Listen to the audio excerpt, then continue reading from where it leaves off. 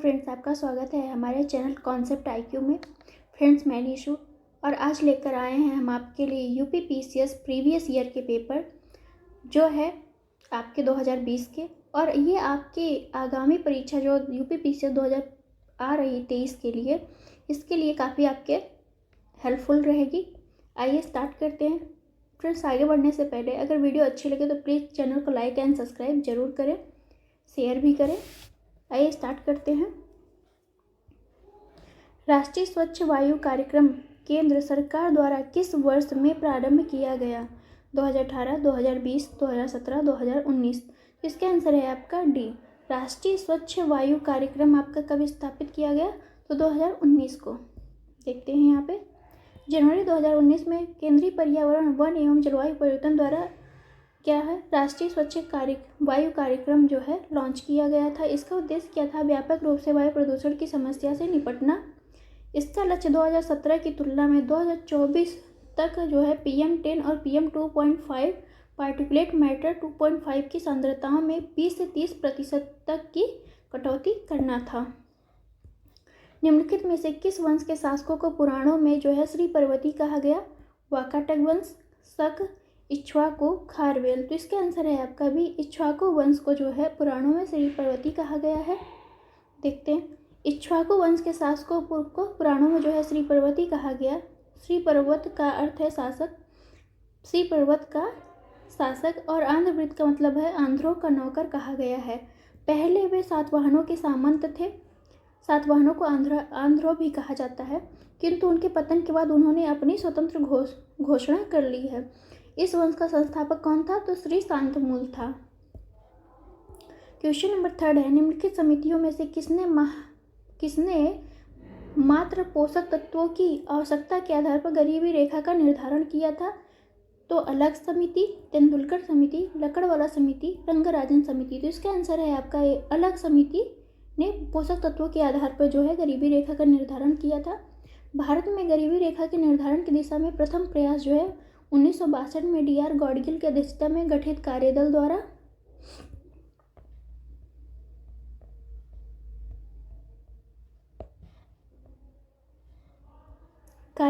किया गया था। तत्पश्चात 1977 में वाई के अलग, क्या नाम है इनका? वाई के अलग की अध्यक्षता में न्यूनतम आवश्यकता कार्यक्रम और प्रभावी उपभोग मांग पर एक कार्यदल का गठन किया गया। इस कार्यदल ने मात्र पोषक तत्वों की आवश्यकता के आधार पर गरीबी रेखा का निर्धारण किया, और इनका जो था गरीबी रेखा के निर्धारण का आधार किसको बनाया था? तो गरीब क्षेत्रों में जो लोग निवास करते हैं उनको जो है व्यक्ति को 2435 कैलोरी या लगभग 2400 कैलोरी जो है ग्रामीणों के लिए था, और जो शहर में व्यक्ति रह रहा है उसको कितनी कैलोरी चाहिए? तो उसको लगभग 2100 कैलोरी चाहिए, तो वो स्वस्थ है। तो इस तरह से आपका ये हो गया। क्वेश्चन नंबर 4 है, मौर्य काल में एग्रोनोमी अधिकारी निम्नलिखित में से किस क्षेत्र से संबंधित था? मापतौल प्रशासन, मार्ग निर्माण अधिकारी, राजस्व प्रबंधन। तो इस तरह से आपका आंसर हो जाएगा सी, मार्ग निर्माण अधिकारी जो था आपका किससे संबंधित था? तो एग्रोनोमी से था। इसका देखते हैं ऑप्शन हम। मौर्य काल में एग्रोनोमी अधिकारी आपका राजस्व संग्रहण, सिंचाई सुविधाओं का पर्यवेक्षण और न्यायिक प्रशासन और सड़कों का रख रखाव से संबंधित था, जबकि आयोग ने क्या आंसर माना है? सी माना। तो इसका मतलब है कि जो एग्रोनोमी किससे संबंधित है? तो सड़कों के रख रखाव से संबंधित है। यही आप लोग भी ध्यान रखिएगा, क्योंकि आयोग जो मानेगा वही आंसर वो लेगा। निम्नलिखित सूचकांकों में से कौन सा मानव विकास सूचकांक HDI की गणना में सम्मिलित नहीं है? जीवन प्रत्याशा, शिक्षा, प्रति व्यक्ति आय, सामाजिक असमानता। इसका आंसर हो जाएगा आपका डी, सामाजिक असमानता इसमें सम्मिलित नहीं है। मानव विकास सूचकांक के तहत स्वास्थ्य आयाम का आकलन, जन्म के समय जीवन प्रत्याशा, शिक्षा आयाम का आकलन, स्कूली अवधि के माध्य तथा जीवन स्तर का आयाम जो है प्रति व्यक्ति GNI के आधार पर किया जाता है। क्वेश्चन नंबर है 6, महाजनपद है और सूची फर्स्ट को सूची सेकंड से मिलाना है। महाजनपद और राजधानियां दी हुई हैं। देखते हैं मत्स्य की राजधानी क्या होगी आपकी? तो ये विराटनगर होगा। कुरु की जो होगी वो क्या होगी, कुरु की आपकी इंद्रप्रस्थ होगी। सूरसेन की जो होगी आपकी मथुरा होगी। अस्मक की राजधानी जो होगी वो पोटन होगी। इस तरह से आपका आंसर हो जाएगा सी ऑप्शन सही है। क्वेश्चन नंबर है 7। गरीबी की संस्कृति का विचार प्रस्तुत किया गया ऑस्कर लुइस द्वारा, आशीष बोस द्वारा, कुन्नार मिर्डल द्वारा, अमर सेन द्वारा। तो इसका आंसर है आपका ये ऑस्कर लुइस द्वारा जो है गरीबी की संस्कृति का विचार प्रस्तुत किया गया। निर्धनता की संस्कृति कल्चर ऑफ पॉवर्टी की अवधारणा को जो है अमेरिकी मानवशास्त्री ऑस्कर लुइस द्वारा प्रस्तुत किया गया था। इनके अनुसार जो है आर्थिक परिवर्तन के बावजूद निर्धन लोग अपनी संस्कृति के प्रभाव के कारण ही निर्धन बने रहते हैं। उनकी अपनी संस्कृति उन्हें निर्धनता से ऊपर उठने हेतु प्रोत्साहित नहीं करती है। क्वेश्चन नंबर है 8, देखते हैं। हमें चोलों के विषय में उनके पूर्ववर्ती राजवंशों की अपेक्षा अधिक जानकारी मिलती है। तो ये बात सही है। चोल शासकों ने मंदिरों की दीवारों पर अभिलेख उत्कीर्ण करने का प्रचलन चलाया था, जिनमें उनकी विजयों के ऐतिहासिक वर्णन दिए जाते हैं। तो ये आपका दोनों ही कथन सही है, दोनों एक दूसरे की व्याख्या भी करते हैं। यहाँ से देखते हैं। चोल जो हैं, चोलों के विषय में हमें उनके पूर्ववर्ती राजवंशों की अपेक्षा अधिक जानकारी मिलती है। राजेंद्र प्रथम ने मंदिरों की ऐतिहासिक दीवारों पर शिलालेख स्थापित किए। राजराज प्रथम ने अभिलेखों द्वारा अपने पूर्वजों के इतिहास को संकलित करने एवं अपने काल की घटनाओं के और विजयों को लेखों में जोड़ने की प्रथा का प्रारंभ किया। इसका अनुकरण बाद के राजाओं ने भी किया था। क्वेश्चन नंबर 9 है। 20वीं सदी के 80 के दशक के मध्य विकास के नकारात्मक पक्षों पर विस्तार से चर्चा कीजिए और निम्नलिखित में से कौन सा इसमें एक महत्वपूर्ण नहीं है उसके बारे में बताना है। प्राकृतिक संसाधनों का क्षरण, पर्यावरण प्रदूषण, राजनीतिक एवं विकास, जन सामान्य का विस्थापन एवं पुनर्वास। तो इसके आंसर है आपका सी राजनीतिक विकास। राजनीतिक एवं विकास इससे संबंधित नहीं है। 20वीं सदी के 80 के दशक के मध्य विकास के नकारात्मक पक्षों पर विस्तार से चर्चा की गई। प्राकृतिक संसाधनों का क्षरण, पर्यावरण प्रदूषण, जन सामान्य का विस्थापन एवं पुनर्वास आदि जो हैं इसके मुख्य विषय थे, जबकि राजनीति और विकास की इसमें चर्चा नहीं की गई है। क्वेश्चन नंबर है 10। निम्नलिखित में से किस भारतीय पुरातत्ववेत्ता ने पहली बार भीमबेटका गुफा को देखा और उसके शैल चित्रों के प्रागैतिहासिक महत्व को खोजा? माधव स्वरूप वत्स, HD. Sankalia, VS. Wanker, VN. Mishra. तो इसका आंसर है आपका सी वी.एस. वांकर ने देखा था। मध्य प्रदेश के रायसेन जिले में स्थित भीमबेटका प्रागैतिहासिक शैल चित्रकला ज्येष्ठ उदाहरण है। इसकी खोज जो है 1957 में वी.एस. वांकर ने की थी। यूनेस्को ने भीमबेटका शैल चित्रों को विश्व विरासत सूची में सम्मिलित किया है। उत्तर प्रदेश के कुल ऐसे शहर जो स्मार्ट सिटी योजना से आच्छादित हैं। तो इसका आंसर है आपका 10। टोटल 10 शहर हैं जो स्मार्ट सिटी योजना के तहत आते हैं उत्तर प्रदेश के। ये कौन कौन से हैं? मुरादाबाद, अलीगढ़, सहारनपुर, बरेली, झांसी, कानपुर, प्रयागराज, लखनऊ, वाराणसी, आगरा। क्वेश्चन नंबर है 12। हड़प्पा का पूरा स्थल संघ राज्य क्षेत्र या भारत के राज्य देखते हैं। तो बालू आपका किससे संबंधित है? बालू आपका हरियाणा से संबंधित है। मांडा आपका जो है वो जम्मू कश्मीर से संबंधित है। पाडरी आपका जो है गुजरात से संबंधित है। हुलास आपका उत्तर प्रदेश से संबंधित है। ये सभी जो है हड़प्पा के स्थल हैं। क्वेश्चन नंबर है 13। वर्ष 1987 में संयुक्त राष्ट्र में पर्यावरण से संबंधित प्रतिवेदन की प्रस्तुति के उपरांत धारणीय विकास सस्टेनेबल डेवलपमेंट पर चर्चा आरंभ हुई। वह प्रतिवेदन था जलवायु परिवर्तन पर पहला प्रतिवेदन, आवर कॉमन फ्यूचर, जलवायु परिवर्तन पर दूसरा प्रतिवेदन, 5वां मूल्यांकन प्रतिवेदन। तो इसका आंसर है आपका भी आवर कॉमन फ्यूचर पर यह आधारित था। 1987 में कौन सी रिपोर्ट जारी हुई थी? तो ब्रटलैंड की रिपोर्ट जारी हुई थी, उसी में ये आया था ब्रटलैंड रिपोर्ट, जिसे हम आवर कॉमन फ्यूचर के नाम से भी जानते हैं। इसमें जो है world commission on environment and development द्वारा वर्ष 1987 में जारी की गई थी। इस रिपोर्ट में सतत विकास की संकल्पना का प्रतिपादन किया गया था।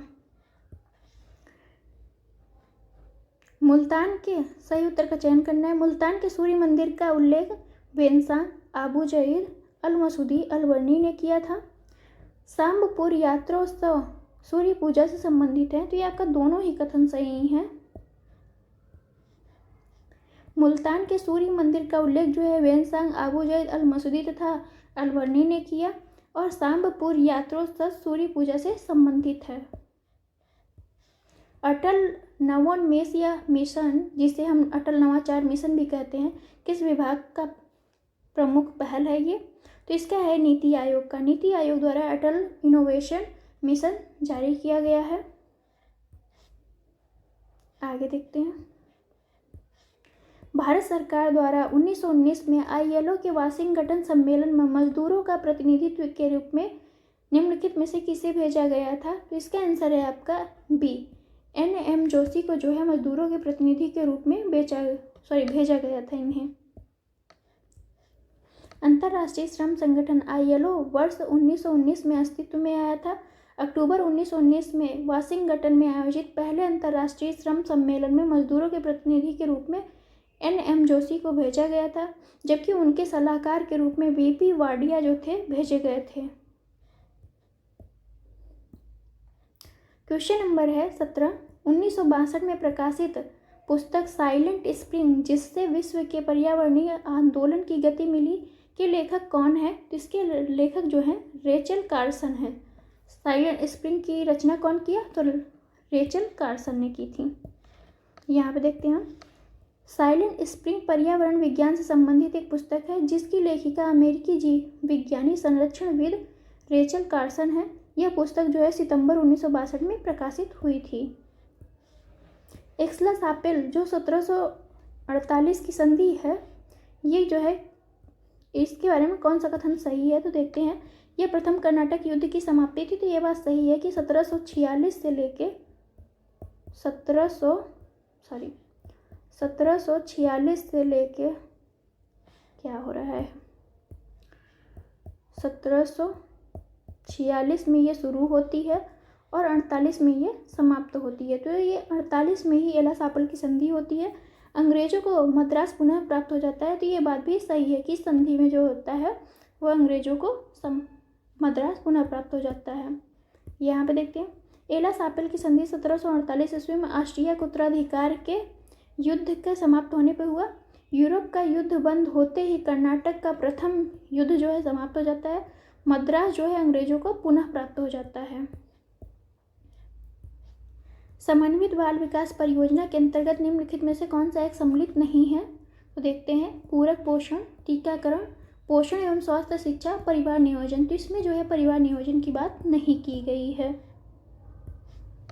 अक्टूबर 1975 में लॉन्च की गई समन्वित बाल विकास सेवाएं योजना भारत सरकार की प्रमुख कार्यक्रम है। इस योजना में 6 सेवाओं को शामिल किया गया था।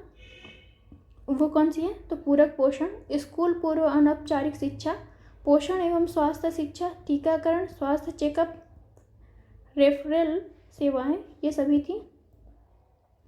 क्वेश्चन नंबर है 20। सही उत्तर का चयन करना है। सूची फर्स्ट को सूची सेकंड से सुमेलित करना है। तो देखते हैं। भारतीय शस्त्र अधिनियम कब आया था? तो ये आया था 1878 में। शाही पद अधिनियम कब आया? ये आपका आया 1876 में। भारतीय उच्च न्यायालय अधिनियम अब कब आया था? तो ये आया था 1861 में। इसी के तहत 3 उच्च न्यायालय बनाए गए थे, बम्बई, कोलकाता और मद्रास में। भारतीय विवाह विच्छेद अधिनियम 1869 में आया था। इस तरह से आपका आंसर हो जाएगा डी ऑप्शन सही है। क्वेश्चन नंबर है 21 नंबर। सूची फर्स्ट को सूची सेकंड से सम्मिलित करना है। देखते हैं। सिंधु घाटी सभ्यता आपकी नगरीय सभ्यता थी।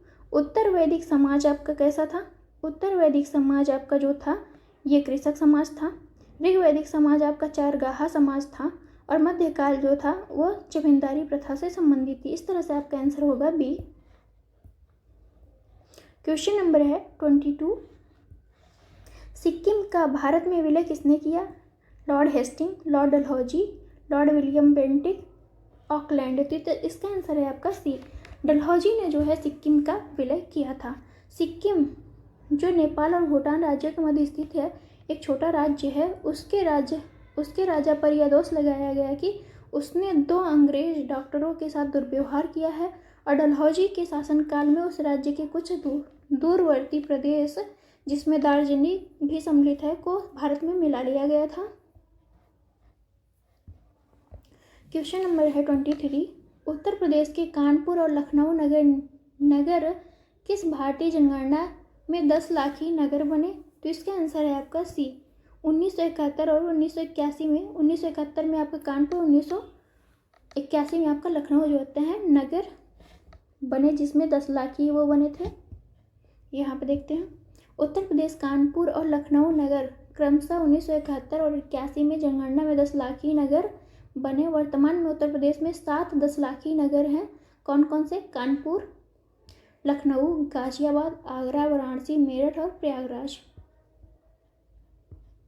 निम्नलिखित नेताओं में से कौन द्वितीय गोलमेज सम्मेलन में भाग नहीं लिया था? एम के गांधी, सरोजिनी नायडू, पंडित मदन मोहन मालवीय, राजेंद्र प्रसाद। तो ये आपके राजेंद्र प्रसाद थे जिन्होंने द्वितीय गोलमेज सम्मेलन में भाग नहीं लिया था। देखते हैं यहाँ से, 7 सितंबर 1931 से 1 दिसंबर 1931 तक चले द्वितीय गोलमेज सम्मेलन में महात्मा गांधी ने कांग्रेस के एकमात्र प्रतिनिधि के रूप में भाग लिया था। इसके अलावा सरोजिनी नायडू, मदन मोहन मालवीय भी सम्मिलित थे इसमें। एनी बेसेंट ने भी इस सम्मेलन में भाग लिया था। गांधी जी के साथ उनके सचिव महादेव देसाई, प्यारेलाल, मीराबेन और देवदास गांधी भी लंदन गए थे। क्वेश्चन नंबर है 25। सूची फर्स्ट को सूची सेकंड से सम्मिलित करना है। देखते हैं, तो इसमें है आपका डी ऑप्शन, जिसमें ए जजिया जो है, जजमानी प्रथा कहाँ स्थित थी? सॉरी जजमानी आपका कहाँ था? तो जजमानी आपका उत्तर भारत से संबंधित था और 12 बलूट आपके महाराष्ट्र से संबंधित थे। 12 बलूट कहाँ संबंधित थे? महाराष्ट्र थे। और मिरासिस जो है आपका तमिलनाडु से संबंधित, अडाड़े आपका कर्नाटक से संबंधित है। तो इस तरह से आपका आंसर हो जाएगा डी ऑप्शन सही है। जजमानी उत्तर भारत, 12 बलूट महाराष्ट्र, मिरासिस तमिलनाडु, अडाड़े कर्नाटक, ये सभी सम्मिलित हैं। यहाँ से देखते हैं पुस्तक और लेखक हैं। देखते हैं कौन किसने लिखा। तो the story of my deportation किसने लिखा है? तो ये जो है लाला लाजपत राय ने लिखा था इसको। गीता रहस्य जो है आपके बाल गंगाधर तिलक लिखते हैं। ए नेशन इन मेकिंग जो है आपकी सुरेंद्रनाथ बनर्जी की है। इंडिया विंस फ्रीडम आपकी मौलाना अबुल कलाम आज़ाद की है। तो इस तरह से आपका आंसर हो जाएगा ए। अगला क्वेश्चन देखते हैं। क्वेश्चन नंबर है 27। सर्वप्रथम सीमांत व्यक्ति जिसे मार्जिनल मैन की संकल्पना का प्रतिपादन किया गया किसके द्वारा? तो रॉबर्ट ई पार्क के द्वारा जो है सीमांत व्यक्ति या मार्जिनल मैन की संकल्पना का प्रतिपादन किया गया था। देखते हैं, सर्वप्रथम रॉबर्ट ई पार्क ने सीमांत आदमी या मार्जिनल मैन की संकल्पना का प्रतिपादन अपने लेख मानव का स्थान परिवर्तन और सीमांत आदमी में किया। हालांकि संकल्पना को लोकप्रिय ईवी स्टोनक्विस्ट ने किया था। रॉबर्ट ई पार्क ने इस बात की ओर संकेत किया कि विभिन्न प्रजातियों के बीच आपसी संबंध के बीच नई प्रजाति अथवा पीढ़ी विकसित होती है। वह संक्रमण के दौर से गुजरती है और धीरे धीरे समाज में हाशिए पर चली जाती है। तो इस तरह से ये है। हम चलते हैं क्वेश्चन नंबर 28 में। कौन 1755 निम्नलिखित में से कौन 1755 में डिंडीगुल मैसूर में एक आधुनिक सत्रागार की स्थापना की थी? तो ये आपका हैदर अली ने किया था। 1755 में डिंडीगुल के मैसूर में जो है सत्रागार की स्थापना। 1742 ईस्वी में वेंकट राय के नेतृत्व में मैसूर सेना ने डिंडीगुल पर विजय प्राप्त की। 1755 ईस्वी में मैसूर महाराज ने स्थिति को संभालने के लिए हैदर अली को डिंडीगुल भेजा और 1755 में ही हैदर अली ने डिंडीगुल पर कब्जा कर लिया और यहीं पे आधुनिक सत्रागार की स्थापना की। निम्नलिखित में से कौन सा एक वन्य प्राणियों के विलुप्तीकरण का प्रमुख कारण नहीं है? प्राकृतिक आवास का नष्ट होना, जंगलों में आग लग जाना, वन्य प्राणियों का अवैध वाणिज्यिकरण और जनसंख्या की तीव्र वृद्धि। तो ये हो जाएगा आपका डी ऑप्शन। इससे आपका विलुप्तीकरण से कोई मतलब नहीं है।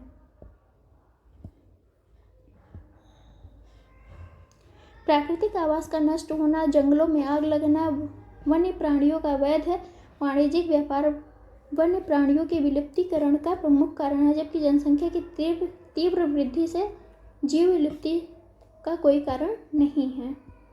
क्वेश्चन नंबर 30 है, ब्रिटिश सरकार ने भारत के अलग अलग भागों में भू राजस्व की अलग अलग व्यवस्था लागू की थी। इससे भारतीय किसानों में अलग अलग वर्ग बन गए। सही उत्तर का चयन करना है, तो दोनों ही अपने ए और आर दोनों ही सही हैं, दोनों एक दूसरे की व्याख्या भी करते हैं। ब्रिटिश सरकार ने भारत के अलग अलग भागों में भू राजस्व की अलग अलग व्यवस्था लागू की थी। ये व्यवस्थाएं थी आपकी स्थायी बंदोबस्त, रैयतवाड़ी, महालवाड़ी। स्थायी बंदोबस्त में आपके कौन से क्षेत्र आते थे, तो बंगाल, बिहार, उड़ीसा, उत्तर प्रदेश के बनारस डिवीजन, ये क्षेत्र आते थे। इसके अंतर्गत जो भूमि आती थी ब्रिटिश की, वो 19% आती थी।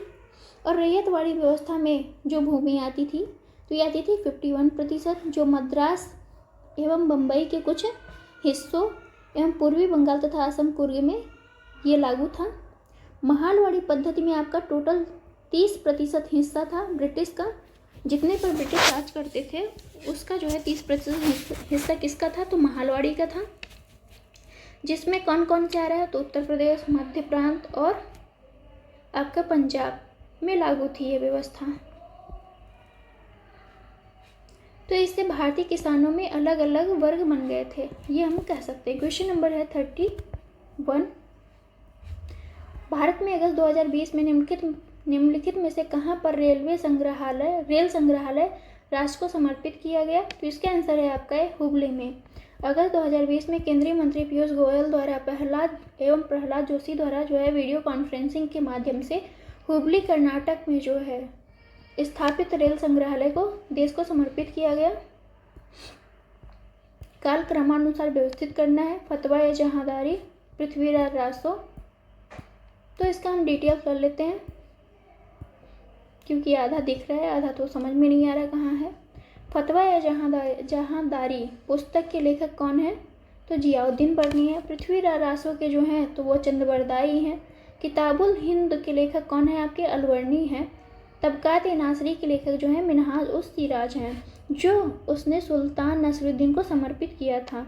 इस तरह से सबसे पहले आपका आएगा किताबुल हिंद, फिर पृथ्वीराज रासो, फिर तबकात नासरी, उसके बाद सबसे लास्ट में फतवाए जहांगीरी।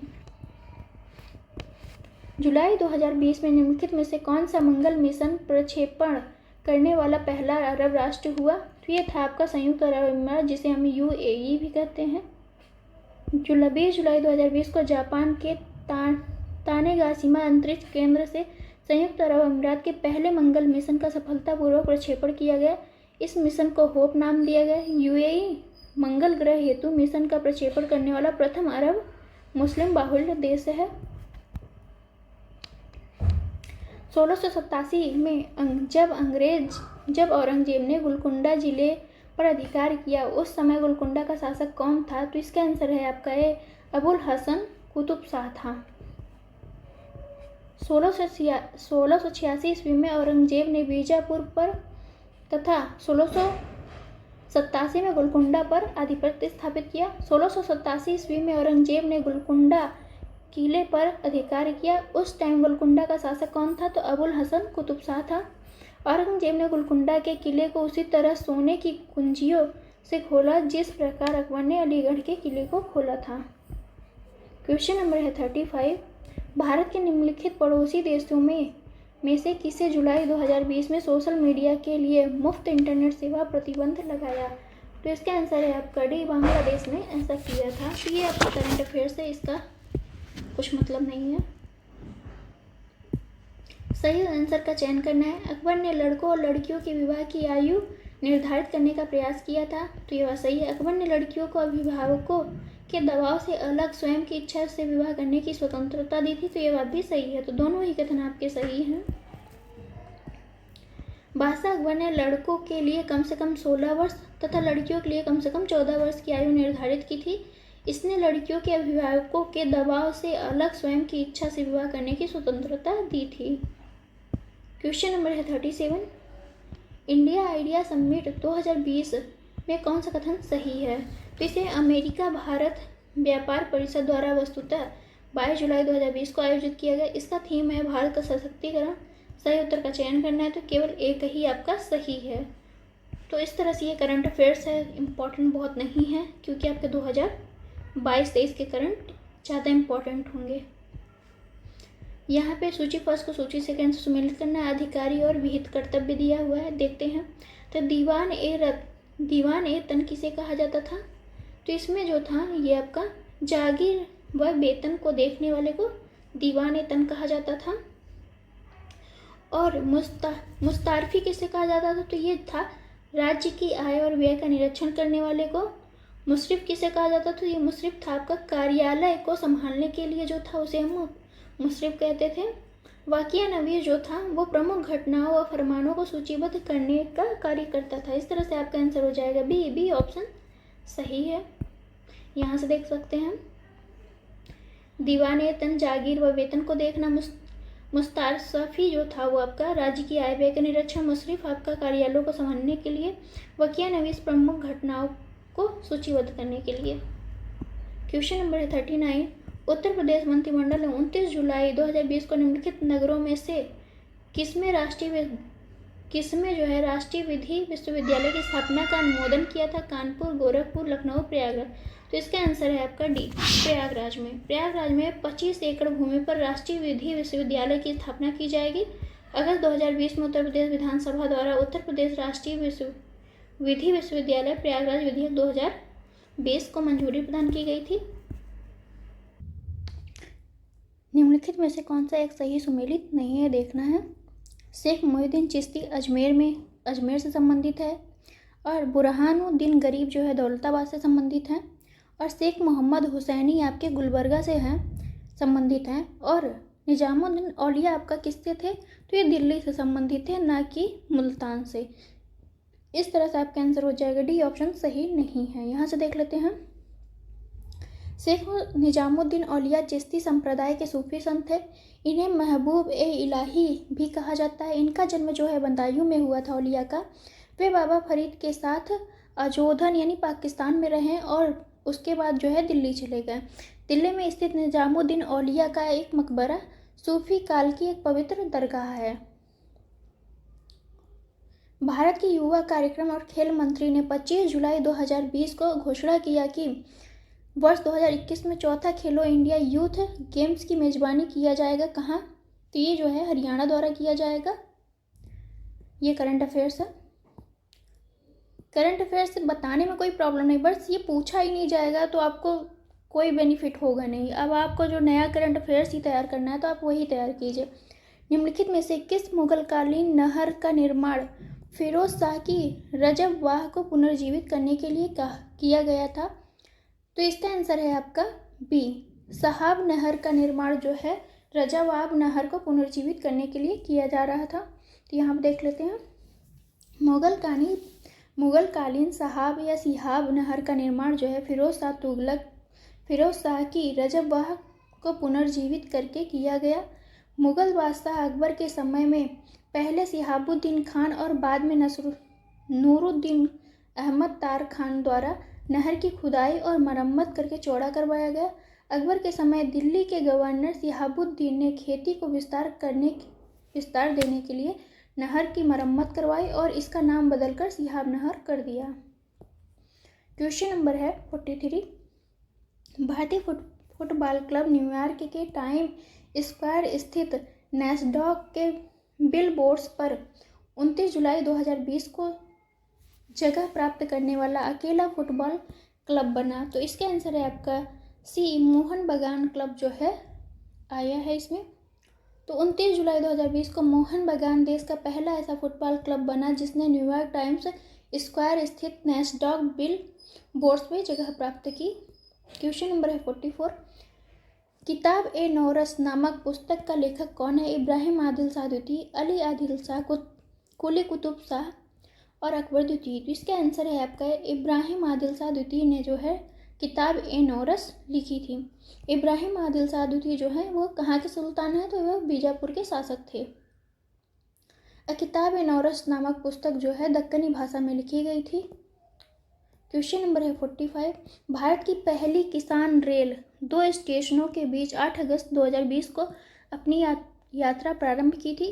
तो इसका आंसर है आपका बी, देवलाली महाराष्ट्र और दानापुर बिहार में चलाई गई थी। अगला आंसर देखते हैं, अगला क्वेश्चन।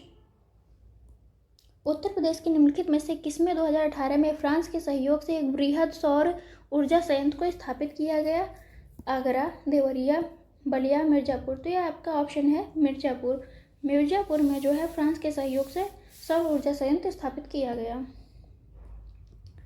देखते हैं, 12 मार्च 2018 को मोदी और फ्रांसीसी राष्ट्रपति इमैनुअल मैक्रों ने उत्तर प्रदेश के मिर्जापुर में 100 मेगावाट सौर ऊर्जा संयंत्र का उद्घाटन किया। कौन सा एक सही सुमेलित नहीं है? सम्मेलन और स्थान दिए हुए हैं, देखते हैं। तो इसका आंसर हो जाएगा ए आपका सही सुमेलित नहीं है। G20 शिखर सम्मेलन 2019 जो है ओसाका में हुआ था। G7 सम्मेलन 2019 आपका बियारिज में हुआ था। ईस्ट इंडिया सम्मेलन आपका 2019 जो है बैंकॉक में हुआ था। तो इस तरह से सभी सुमेलित है, लेकिन फर्स्ट आपका ए सही सुमेलित नहीं है। ईस्ट इंडिया एशिया शिखर सम्मेलन 2020 वीडियो कॉन्फ्रेंस के माध्यम से आयोजित किया गया। इस सम्मेलन का मेजबान देश कौन था? तो वियतनाम था। जनवरी 2020 में उत्तर प्रदेश में कितने स्थलों को रामसर साइट में शामिल किया गया है? तो अब टोटल जो है 6 हैं। इस 2020 के उस पर जो है 6 हैं। अभी जो है टोटल 10 रामसर साइट हैं यूपी में। कौन कौन से हैं आप लोग तैयार कर लीजिएगा। जनवरी 2020 में भारत ने 10 नई आर्द्रभूमियों को अंतर्राष्ट्रीय महत्व आर्द्रभूमियों के रूप में निर्दिष्ट किया।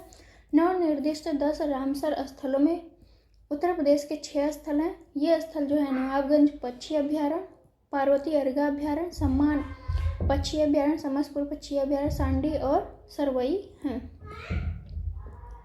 भारत के निम्नलिखित राज्यों में से किसमें कोविड-19 अवधि में पहली बार ई लोक अदालत प्रारंभ की गई है? तो ये आपकी छत्तीसगढ़ है, जिसमें पहली बार ई लोक अदालत प्रारंभ किया गया है। आगे देखते हैं, निम्नलिखित जनजातियों में से कौन सा भारत के अंडमान और निकोबार द्वीप समूह के मूल निवासी नहीं है? हालचू, ओंजे, रेंगमा, सोमपेन। तो ये है आपका आंसर बी।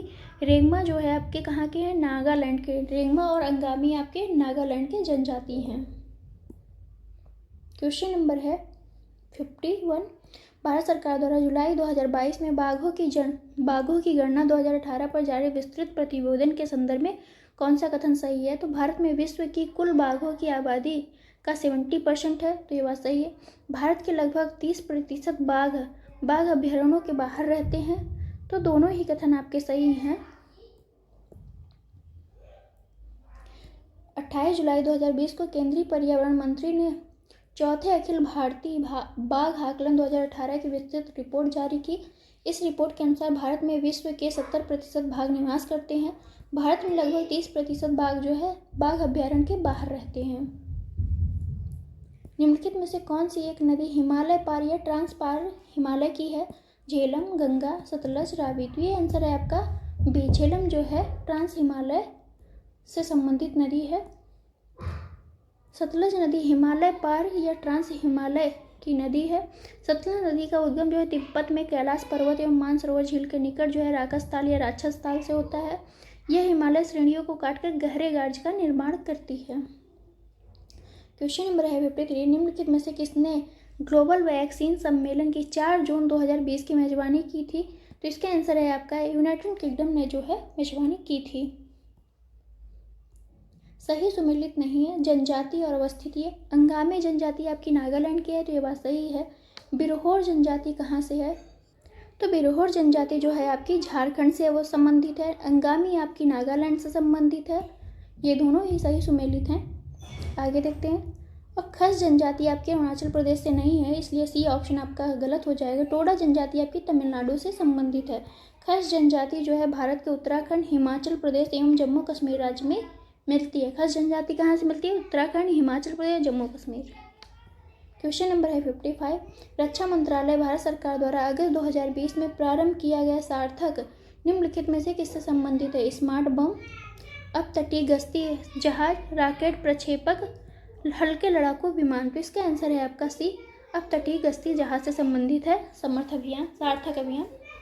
अगस्त 2020 में भारतीय तटरक्षक बल हेतु निर्मित अपतटीय गश्ती पोत सार्थक का जलावतरण संपन्न हुआ। यह पोत गोवा शिपयार्ड लिमिटेड द्वारा स्वदेश में डिजाइन एवं निर्मित किया गया है। क्वेश्चन नंबर है 56। देखते हैं झील और अवस्थिति के बारे में है। देखते हैं कौन सी झील कहाँ है।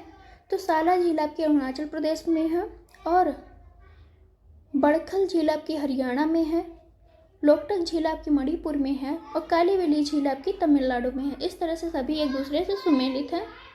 नेक्स्ट क्वेश्चन नंबर है 57। निम्नलिखित में से किस राज्य सरकार ने पशु किसान क्रेडिट कार्ड योजना का प्रारंभ 2020 में किया? तो इसका आंसर है आपका भी, हरियाणा ने किया था पशु किसान क्रेडिट कार्ड योजना का प्रारंभ। क्वेश्चन नंबर है 58। अहमदाबाद भारत में सूती वस्त्र उद्योग का सबसे बड़ा केंद्र है। अहमदाबाद भारत के प्रमुख कपास उत्पादन क्षेत्र में स्थित है, इसलिए इसे कच्चा माल की समस्या नहीं है।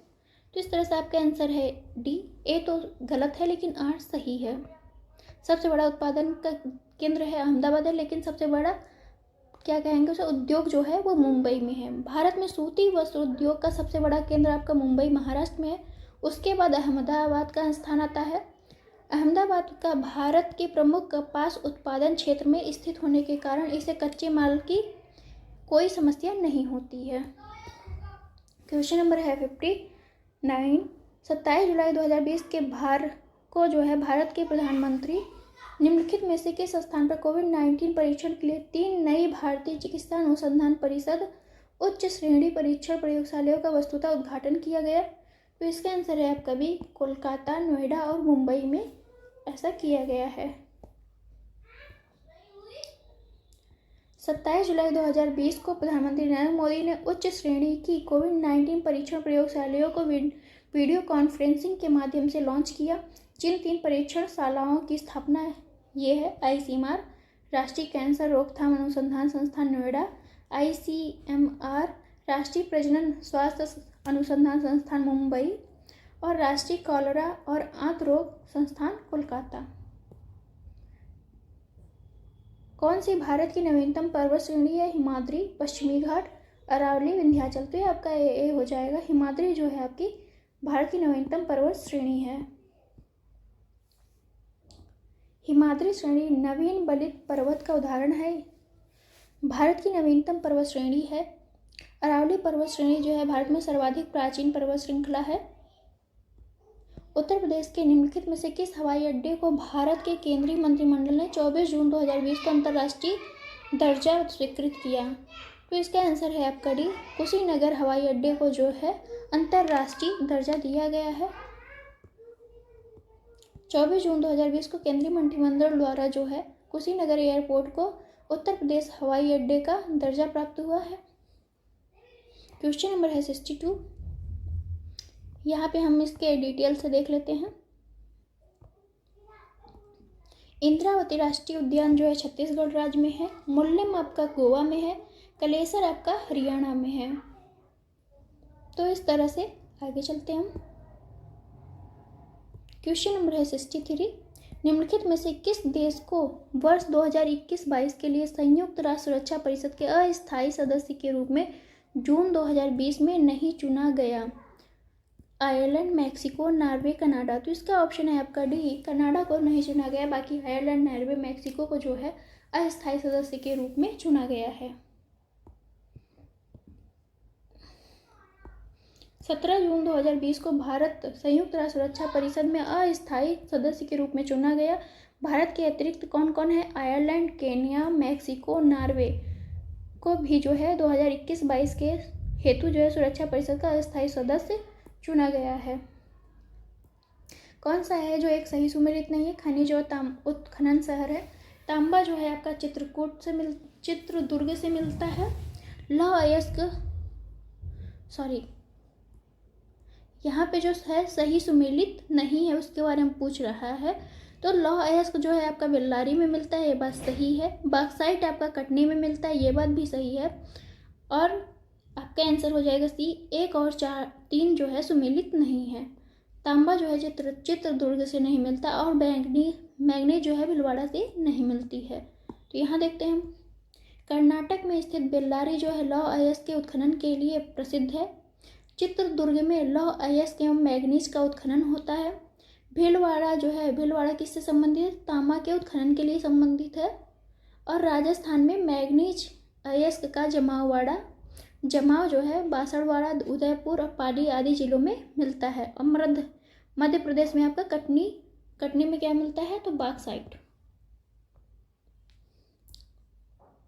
29 जुलाई 2020 को भारत के केंद्रीय मंत्रिमंडल द्वारा नई राष्ट्रीय शिक्षा नीति के संबंध में विचार करना है। डॉक्टर के कस्तूरी रंगन की अध्यक्षता वाली समिति द्वारा तैयार की गई थी। 38 वर्ष से लागू पिछली शिक्षा नीति को बदल दिया गया। सही कथन का चयन करना है, तो केवल एक ही कथन आपका सही है। देश में सर्वप्रथम 1968 में राष्ट्रीय शिक्षा नीति जारी की गई थी। इसके बाद जो है 1986 में दूसरी राष्ट्रीय शिक्षा नीति आई थी। पहली 68 में आई थी, दूसरी 86 में आई थी। इसके बाद 34 वर्षों बाद, यहाँ क्या था 38 वर्ष दिया था ऑप्शन में, इसलिए गलत हो गया था। 34 वर्षों बाद जुलाई 2020 में भारत सरकार द्वारा नई राष्ट्रीय शिक्षा नीति 2020 को मंजूरी दी गई। इस शिक्षा नीति के निर्माण के लिए वैज्ञानिक के कस्तूरी रंगन के अध्यक्षता में एक समिति का गठन किया गया था। कश्मीर घाटी स्थित है कांगड़ा और धौलाधार पर्वत श्रेणियों के मध्य, पीर पंजाल और हिमाद्री श्रेणियों के मध्य, महाभारत और धौलाधार श्रेणियों के मध्य, पीर पंजाल और महाभारत। तो इसका आंसर हो जाएगा आपका बी, पीर पंजाल और हिमाद्री पर्वत श्रेणी के मध्य जो है कश्मीर घाटी स्थित है। यहाँ से देखते हैं, कश्मीर घाटी पीर पंजाल और हिमाद्री श्रेणियों के मध्य स्थित है। कश्मीर घाटी जम्मू कश्मीर में है। पीर पंजाल श्रेणी मध्य हिमालय में अवस्थित है। महान हिमालय को ही हिमाद्री पर्वत श्रेणी कहा जाता है। क्वेश्चन नंबर है 67। निम्नलिखित में से संघ या राज्य क्षेत्र या यूटी या राज्य 7 अगस्त 2020 को विद्युत चालित वाहन नीति घोषणा की गई है। किसने किया है ये? तो ये दिल्ली ने किया है। 7 अगस्त 2020 को दिल्ली सरकार ने विद्युत चालित वाहन नीति जारी की गई है, जिसका उद्देश्य शहर की अर्थव्यवस्था को गति प्रदान करना, प्रदूषण को कम करना, यातायात क्षेत्र में रोजगार के अवसर सृजित करना। क्वेश्चन नंबर है 68। यमुना नदी निम्नलिखित सहायक नदियों पर विचार कीजिए, उन्हें पश्चिम से पूर्व की ओर व्यवस्थित कीजिए। बेतवा, केन, सिंध, चंबल। तो सबसे पहले आएगी आपका चंबल जो है सबसे पहले, फिर आएगा आपका सिंध आएगा, फिर आएगी आपकी बेतवा और फिर आएगा आपका केन। तो ये जो है यमुना में इस तरह से पहले चंबल मिलती है, फिर सिंध मिलता है, फिर जो है कौन मिलेगा? तो बेतवा मिलेगी, उसके बाद कौन मिलेगा? केन मिलेगा। किस तरह से आपका ऑप्शन हो गया ए ऑप्शन सही है। देखते हैं, यमुना नदी की सहायक नदी है, पश्चिम से पूर्व की ओर में दिखाना है हमें। तो चंबल, फिर सिंध, फिर बेतवा, फिर केन। चंबल नदी मध्य प्रदेश के महू के निकट निकलती है और यह नदी राजस्थान के सवाई माधव और धौलपुर से होते हुए यमुना में मिल जाती है। क्वेश्चन नंबर है 69। निम्नलिखित में से किस भारतीय फाउंडेशन ने अगस्त 2020 में फूड विजन 2050 पुरस्कार प्राप्त किया है? तो यह है आपका नांदी फाउंडेशन ने प्राप्त किया है। तो ये आपका करंट अफेयर्स है। क्वेश्चन नंबर है 70। सही सुमेलित नहीं है। कौन सा सही सुमेलित नहीं है देखना है। कजाकिस्तान जो है आपका कारागांडा लौह अयस्क क्षेत्र है। ये कजाकिस्तान में जो कारागांडा है वो आपका लौह खनिज उत्पादक क्षेत्र है। यूक्रेन में आपका क्रिवोई राग जो है वो है लौह खनिज क्षेत्र। जर्मनी में जो है ये आपका गलत है। फ्रांस में जो है पाइरेनीज पर्वत जो है वहाँ पे लौह खनिज उत्पादक क्षेत्र है वो। यहाँ पे देखते हैं, कजाकिस्तान कारागांडा, यूक्रेन क्रिवोई, फ्रांस में नोरमंडी जो है यहाँ भी लौह खनिज उत्पादक है, और फ्रांस में पाइरेनीज और नॉर्मंडी दोनों जगह जो है लौह खनिज उत्पादक क्षेत्र है। यहाँ से देखते हैं, कोलकाता बंदरगाह से अगरतला के लिए पहली बार मालवाहक जहाज जुलाई 2020 में बांग्लादेश के निम्नलिखित में से किस बंदरगाह से होकर भेजा गया? पेनापोल, पैरा, मालोटी, चट्टोग्राम। तो इसका आंसर है आपका डी, चट्टोग्राम या चिटगांव से भेजा गया है।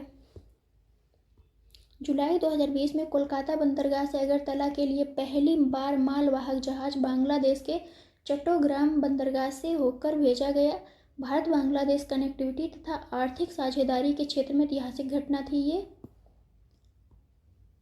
विश्व के निम्नलिखित प्रदेशों में से किसमें खट्टे रसीले फलों का उत्पादन बहुत विकसित होता है? मानसूनी प्रदेश, उष्णकटिबंधीय उच्च भूमि प्रदेश, भूमध्य सागरीय प्रदेश और भूमध्य रेखीय प्रदेश। तो इसका आंसर है आपका सी, भूमध्य सागरीय प्रदेश में जो है रसीले खट्टे फलों का उत्पादन होता है। भूमध्य सागरीय प्रदेश में खट्टे रसीले फलों का उत्पादन बहुत अधिक विकसित होता है। भूमध्य सागरीय जलवायु प्रदेश को उपोष्णकटिबंधीय शुष्क ग्रीष्म जलवायु प्रदेश भी कहा जाता है। क्या कहा जा रहा है? उपोष्णकटिबंधीय शुष्क ग्रीष्म जलवायु। पृथ्वी विज्ञान मंत्रालय भारत सरकार द्वारा जुलाई 2020 में निम्नलिखित में से किसे पृथ्वी प्रणाली विज्ञान में लाइफ टाइम उत्कृष्टता पुरस्कार प्रदान किया गया? तो ये आपके हैं अशोक साहनी को जो है लाइफ टाइम उत्कृष्टता पुरस्कार प्रदान किया गया 2020 के लिए। देखते हैं,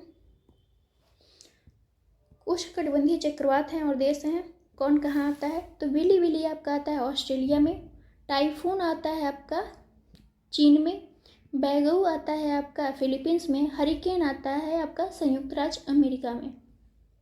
आगे देखते हैं,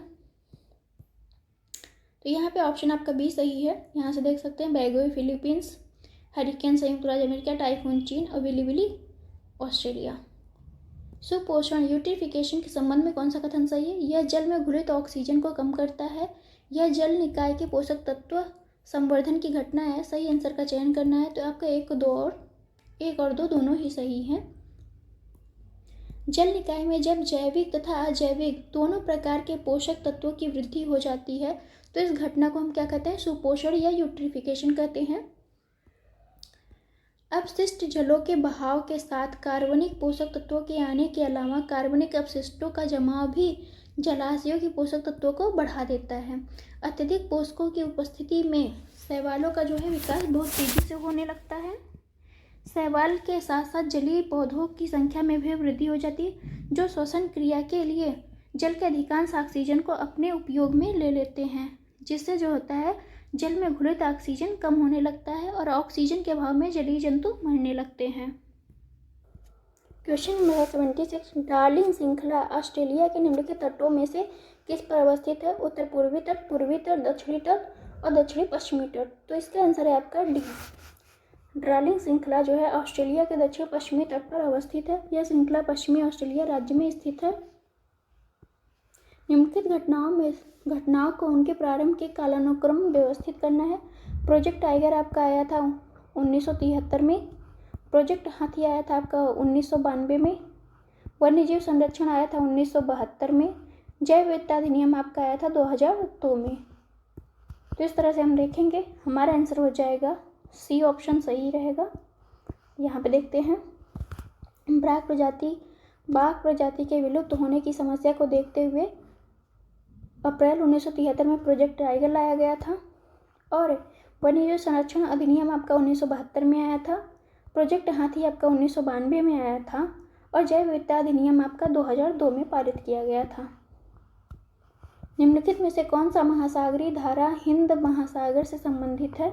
फ्लोरिडा, कनारी, अग्लुहास, क्यूराइल। तो इसका आंसर है आपका सी, अग्लुहास धारा जो है आपका फ्लोरिडा से संबंधित है।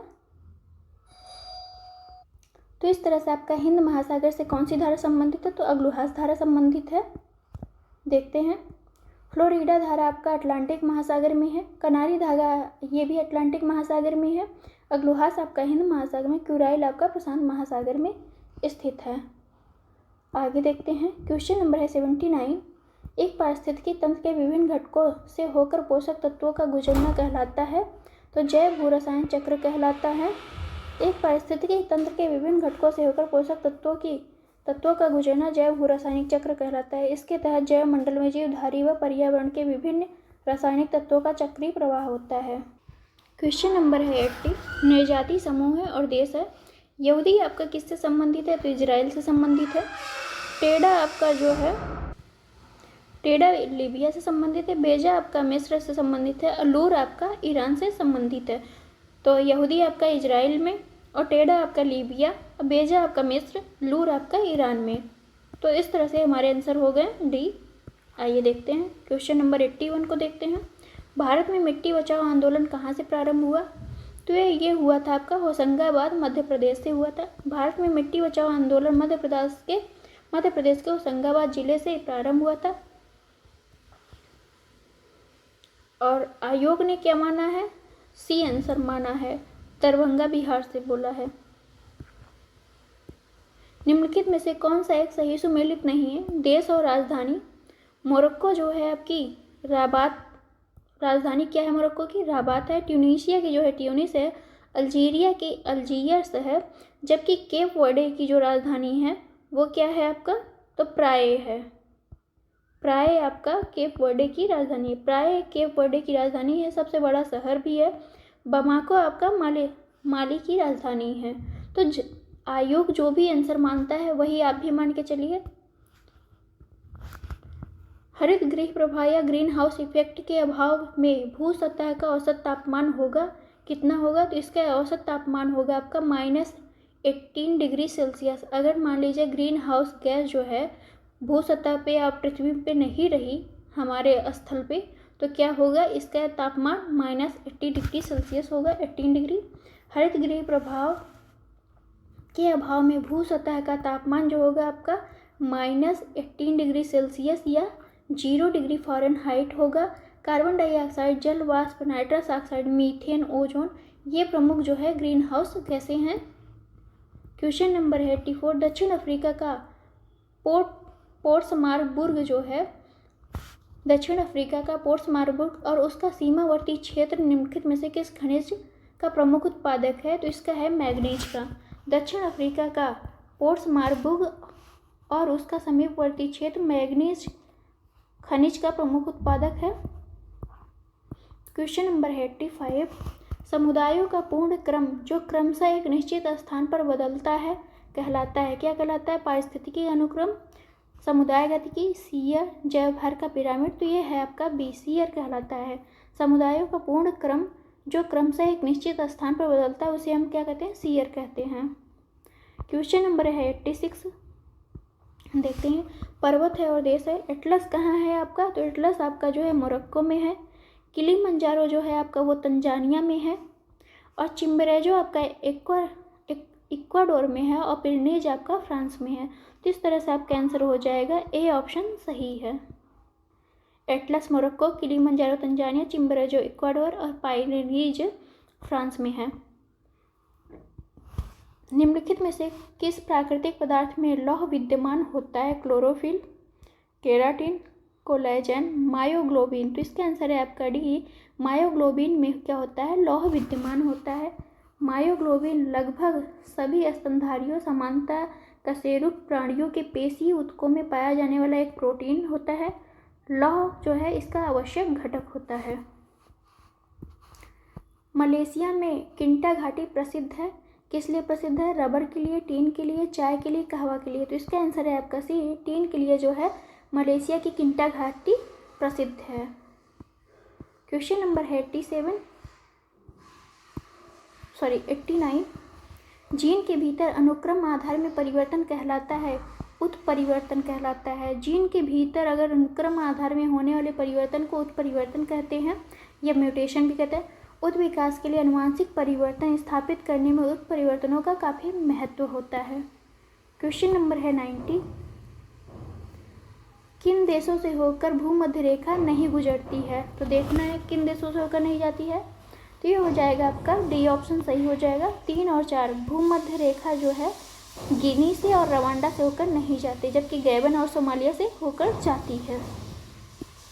तो यहाँ देखते हैं विषुवत रेखा जो है कुल 13 देशों से होकर गुजरती है। Brazil, Ecuador, Colombia, Sao Tome Principe, Congo गणराज्य, युगांडा, सोमालिया, गैबन, कांगो लोकतांत्रिक गणराज्य, केन्या, इंडोनेशिया, मालदीव, किरीबाती। इन सभी से होकर जो है विषुवत रेखा जाती है।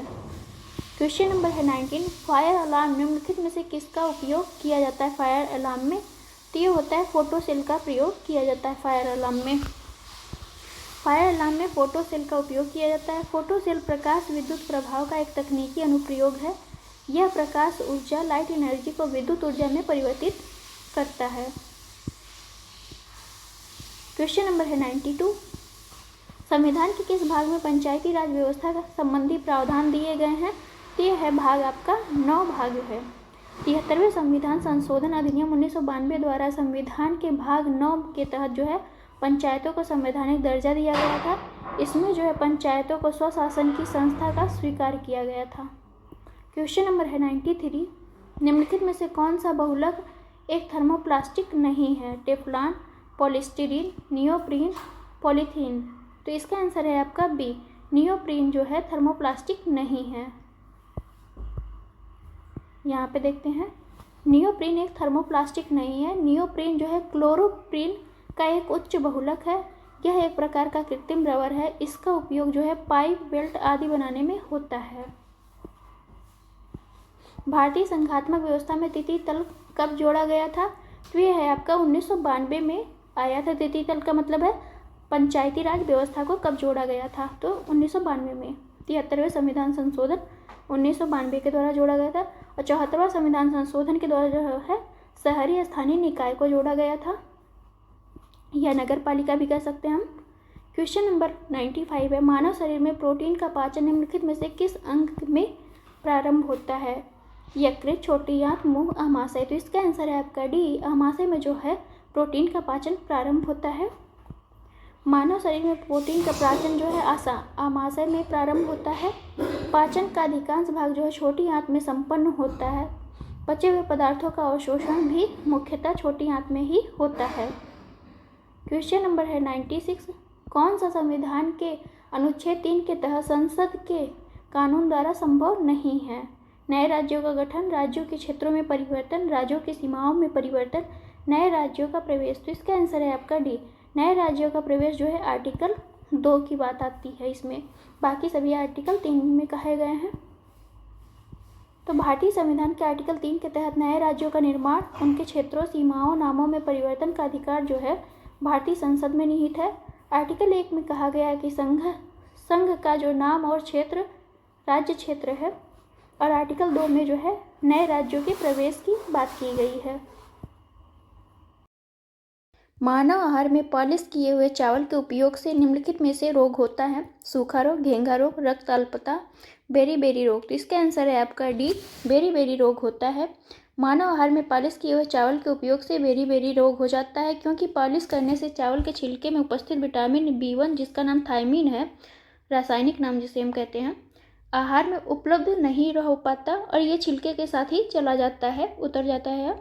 तो इस तरह से आपका डी ऑप्शन सही था। क्वेश्चन नंबर है 98, निम्नलिखित में से कौन से पदाधिकारियों को हटाने में संसद की कोई भूमिका नहीं होती है? उच्च न्यायालय के न्यायाधीशों, उच्चतम न्यायालय के न्यायाधीशों, अध्यक्ष संघ लोक सेवा आयोग के, भारत के नियंत्रक और महालेखक परीक्षक। सही उत्तर का चयन करना है। तो इसका आंसर है आपका डी, जो है केवल 3। अध्यक्ष एवं लोक सेवा के अध्यक्ष को जो है हटाने में संसद की भूमिका नहीं होती है। आर्टिकल 317 के अनुसार लोक सेवा आयोग के अध्यक्ष या किसी अन्य सदस्य को केवल कदाचार के आधार पर ही राष्ट्रपति के ऐसे आदेश से उसके पद से हटाया जाएगा जो उच्चतम न्यायालय को राष्ट्रपति द्वारा निर्देश किए जाने पर उस न्यायालय द्वारा अनुच्छेद 145 के अधीन इस प्रयोजन के लिए निर्धारित प्रक्रिया के अनुसार की गई जांच के पश्चात इस संबंध में दिए गए प्रतिवेदन के आधार पर जारी किया गया हो। उच्च एवं उच्चतम न्यायालय के न्यायाधीशों एवं भारत के नियंत्रक एवं महालेखा परीक्षक को हटाने के लिए जो है संसद की भूमिका होती है। क्वेश्चन नंबर है 99, निम्नलिखित में से कौन सा विटामिन मनुष्य में रक्त के जमने के लिए जिम्मेदार होता है? Vitamin K, vitamin A, vitamin E, vitamin C. तो इसका आंसर है आपका विटामिन के। क्यों जमता देखते हैं इसको। विटामिन के जो है मनुष्य में रक्त जमने के लिए जिम्मेदार होता है। इस विटामिन को जो है रुधिर स्रावी रोधी पदार्थ या एंटी हेमोरोजोइक फैक्टर कहते हैं। इसकी कमी से जो है व्यक्तियों का क्या होता है, ऑपरेशन आसानी से नहीं किया जा सकता है, क्योंकि क्योंकि अधिक रुधिर बह जाने का डर बना रहता है इसमें। क्वेश्चन नंबर है 100, पंचायतों के लिए कराए जाने वाले सभी निर्वाचन के संचालन का अधीक्षण, निदेशन, नियंत्रण निहित होता है राज्यपाल में, भारत के निर्वाचन आयोग में, जिला पंचायत राज अधिकारी में, राज्य निर्वाचन आयोग में। तो इसका आंसर है आपका डी, राज्य निर्वाचन आयोग में निर्धारित होता है पंचायतों से संबंधित जो भी चुनाव होते हैं। आर्टिकल 243 के अनुसार जो है पंचायतों एवं नगर पालिकाओं के चुनावों के लिए निर्वाचक नामावली तैयार कराने का और इनके निर्वाचन का संचालन, अधीक्षण, निदेशन, नियंत्रण ये सभी कार्य कौन करता है? तो राज्य निर्वाचन आयोग करता है। क्वेश्चन नंबर है 101, मानव मस्तिष्क के बारे में सही कथनों पर विचार कीजिए। मस्तिष्क हृदय गति को नियंत्रित करने के लिए उत्तरदायी है या शरीर के संतुलन के लिए उत्तरदायी है? तो इसका आंसर है आपका सी, दोनों ही कथन आपके लिए सही है। मानव मस्तिष्क के विभिन्न भागों के द्वारा सभी गतिविधियों का संचालन, नियमन किया जाता है। मस्तिष्क जो है सोचने, हृदय गति, नियंत्रण और शरीर के संतुलन के लिए उत्तरदायी होता है। मेडुला, सेरिबेलम, सेरिब्रम आदि मस्तिष्क के प्रमुख भाग हैं। मेडुला जो है हृदय गति, रक्तचाप आदि पर अपना नियंत्रण रखता है, जबकि सेरिबेलम जो है शरीर की भंगिमा या पोस्चर तथा संतुलन बनाए रखने से लेकर खेलने, कूदने, नाचने आदि समस्त कौशलपूर्ण क्रियाओं का समन्वय होता है। क्वेश्चन नंबर है 102, सही युग्मक जो सुमेलित नहीं है वो कौन सा है? तो देखते हैं हम। अंतर्राज्यीय परिषद की बात आपका जो है आर्टिकल 263 में किया गया है। वित्त आयोग की बात जो है 280 में है। प्रशासनिक अधिकरण आपका आर्टिकल 323 का में है। संघ लोक सेवा आयोग के लिए जो आर्टिकल है वो 315 है। तो ये जो है सभी सुमेलित है, कोई भी गलत नहीं है। यहाँ पे देखते हैं, जबकि यहाँ पे लोक सेवा आयोग ने कौन सा आंसर माना है? तो सी माना है, जबकि यहाँ पे सभी सुमेलित हैं। इस तरह से यह प्रश्न मूल्यांकन से बाहर कर दिया गया है क्योंकि सभी सही थे। निम्नलिखित में से कौन सा पदार्थ वृक्ष से प्राप्त किया जाता है? हींग, सुहागा, शिलाजीत, उपयुक्त से कोई नहीं। तो इसके आंसर है आपका हींग। हींग जो है वृक्ष से प्राप्त किया जाता है। हींग जो है पौधों से प्राप्त किया जाता है। जिस पौधे से प्राप्त की जाती है उसे हम क्या कहते हैं? अल्बेरी फेरी कुल से संबंधित ये पौधा है। आगे देखते हैं। क्वेश्चन नंबर है 104, भारतीय संविधान का कौन सा अनुच्छेद केंद्रीय सतर्कता आयोग का वर्णन करता है? आर्टिकल 268, 276, 280 उपयुक्त में से कोई नहीं। तो इसका आंसर है आपका डी, उपयुक्त में से कोई नहीं, क्योंकि केंद्रीय सतर्कता आयोग क्या है आपका? ये केंद्र सरकार द्वारा लाया गया है, संविधान में इसका वर्णन नहीं है। केंद्रीय सतर्कता आयोग जो है केंद्र सरकार में भ्रष्टाचार को रोकने के लिए एक प्रमुख संस्था है, जो 1964 में केंद्र सरकार द्वारा पारित एक प्रस्ताव के अंतर्गत इसका गठन हुआ है। भ्रष्टाचार रोकने पर बनाई गई संस्थानम समिति कौन है? संस्थानम समिति 1962 से 65 की सिफारिश पर इसका गठन किया गया था। तो सतर्कता आयोग का गठन किसके सिफारिश पे किया गया था? आपका संस्थानम आयोग के सिफारिश पे किया गया था।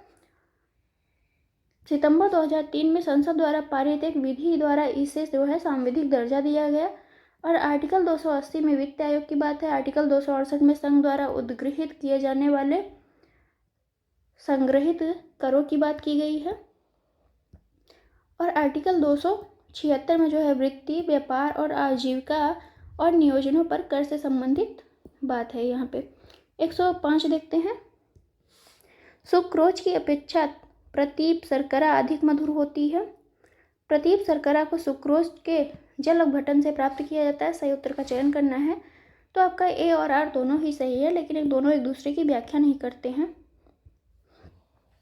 सुक्रोज के जल अपघटन से प्रतीप शर्करा प्राप्त की जाती है, जो सुक्रोज की अपेक्षा अधिक मधुर होती है। प्रतीप शर्करा ग्लूकोज एवं फ्रक्टोज का मिश्रण होता है। इसकी अधिक मधुरता का कारण जो है सुक्रोज का जल अपघटन नहीं, बल्कि फ्रक्टोज द्वारा प्रदत्त मिठास की उच्च मात्रा है। क्वेश्चन नंबर 106, महिला आयोग, राष्ट्रीय महिला आयोग के निम्नलिखित अध्यक्षों पर विचार करना है। इसको जो है सही कालक्रम अनुसार व्यवस्थित करना है। तो देखते हैं, इसका आंसर है आपका डी। सबसे पहले आपकी हैं जयंती पटनायक, फिर आएंगी आपकी पूर्णिमा आडवाणी, उसके बाद आएंगी गिरिजा व्यास और सेकंड पे हैं आपका ममता शर्मा। तो इस तरह से इनका कार्यकाल देखते हैं। जयंती पटनायक 1992 में, ममता शर्मा 2011 में, गिरिजा व्यास जो है 2005 में और पूर्णिमा अडवाणी जो है 2002 में। क्वेश्चन नंबर है 107। सूची फर्स्ट को सूची सेकंड से सुमेलित करना है। धातु और गुणधर्म है, देखते हैं। सोडियम जो है, सोडियम चाकू से आसानी से काटा जा सकता है सोडियम को। अब पारा का आपका जो है, पारा जो है कमरे के तापमान पर द्रव अवस्था में होती है। चांदी जो है आपका विद्युत का अच्छा सुचालक है। शीशा आपका जो है ऊष्मा का कुचालक है। इस तरह से आपका आंसर हो जाएगा सी ऑप्शन सही है। यहाँ पे देख लेते हैं। सोडियम को चाकू से आसानी से काटा जा सकता है। पारा कमरे के ताप पर द्रव अवस्था में होती है। चांदी जो है विद्युत का अच्छा सुचालक है। लेड जो है आपका ऊष्मा का कुचालक है। क्वेश्चन नंबर है 108। भारतीय संविधान के आर्टिकल 371 इया के अंतर्गत देश के किस क्षेत्र को विशेष स्थिति प्रदान की गई है? तो इसका आंसर है आपका बी, हैदराबाद और कर्नाटक को जो है 371 जे के तहत जो है विशेष स्थिति प्रदान की गई है। 118वां संविधान संशोधन विधेयक 2012 जनवरी 2013 में राष्ट्रपति की स्वीकृति के पश्चात 98 संविधान संशोधन अधिनियम 2012 बन गया। इस अधिनियम के द्वारा क्या हुआ, भारत के संविधान में जो है भाग 21 में अनुच्छेद झ के बाद एक नया अनुच्छेद 371 इया जोड़ा गया। 371 इया कर्नाटक के राज्यपाल को हैदराबाद कर्नाटक क्षेत्र से विकास हेतु कदम उठाने के लिए सशक्त कराता है। निम्नलिखित में से कौन सा कृत्रिम पदार्थ नहीं है? Fibroin, neoprene, Lexan, Teflon. तो इसका आंसर है आपका ये फाइब्रोइन जो है ये आपका कृत्रिम पदार्थ नहीं है। ये एक प्राकृतिक पदार्थ है और ये प्रोटीन होते हैं, किंतु ये रेशम तंतुओं के घटक होते हैं।